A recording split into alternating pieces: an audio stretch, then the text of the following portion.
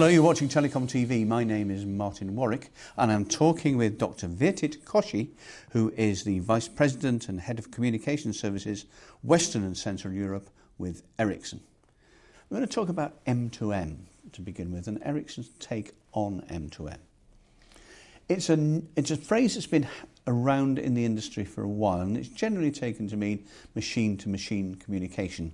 But as I understand it, you at Ericsson think it could be rather more than that. M2M started a few years ago as a concept of connecting vending machines or perhaps some of the smart meters in the utility kind of segments. However, today that has grown much more than just connecting 2 points. It's much more about connecting industries, connecting various devices, and also continues further and ultimately connecting the entire society. How do you go about doing that, and what is Ericsson's strategy to help towards that?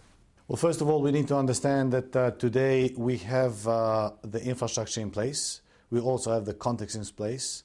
So the digital connectivity is available. We also see the consumer behavior contributing to a network society. We also see businesses focusing on their efficiency, value creation, top line growth, and so on.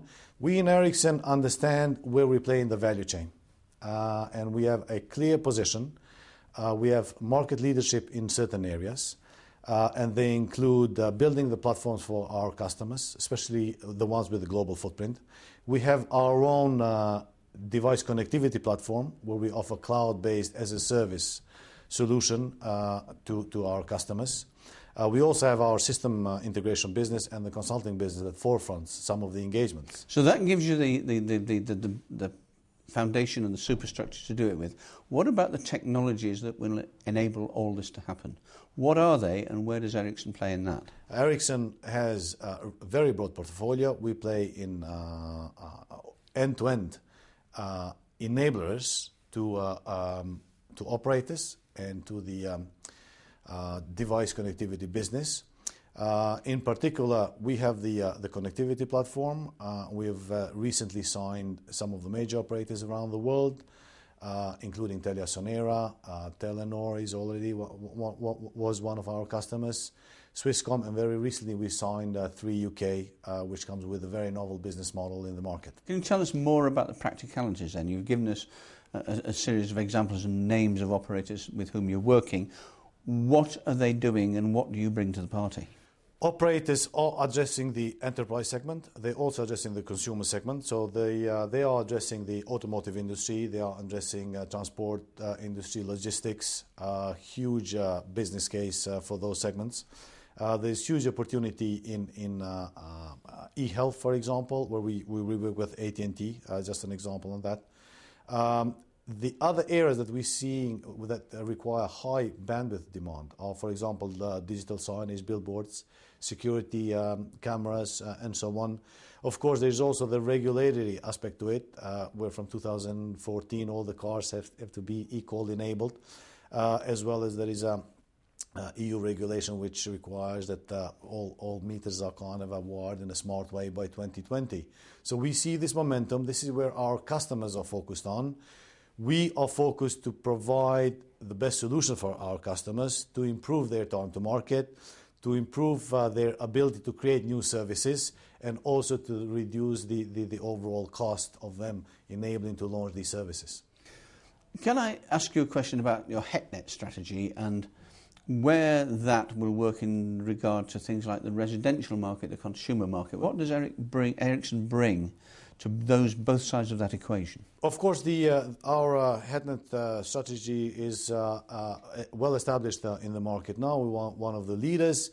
It provides a full end-to-end access for various connections and various sort of devices, from low bandwidth to very high bandwidth demand applications. I would like to add it's not only the HETNET that we bring to the table, but we also bring a full and broad product portfolio with our routers, with our core networks, but also with our services and system integration, consulting, and the other kind of business support systems that we have in our portfolio. This is a very broad question. Do you know from the work you do on a daily basis in Europe what the difference is between here and there? For example, let's say the Middle East or the Far East or South Africa or whatever. Well, obviously the developing world is leading this market, either by innovation, like the consumer electronic manufacturers, for example, who have the embedded connectivity chips in their devices, but also by the fact that the operators and the global operators are mostly in our areas. They are pushing for business. They are looking for partnership worldwide. Some of these segments are global game, like some of the transport and logistics segments, as well as consumer electronics. So the push is from the developed markets. Those with the global footprints are looking to also provide services in the developing markets and third world as well. And on a local sort of a level, we see it much more in the developed markets, such as Switzerland, Germany, United Kingdom now, and so on. Well, what are the implications for bandwidth? Is there enough? So obviously in telecommunications, there is never enough bandwidth. There is always a need for bandwidth, especially in wireless communications. We do, however, see an extremely creative products, extremely creative technologies that do maximize the usage of that bandwidth for particular applications. And therefore, this is where we get excited as Ericsson. Because of the scarcity, we think that our kind of a thought leadership does help address some of the challenges in the industry. Okay, thank you very much, Dr. Virtyt Koshi.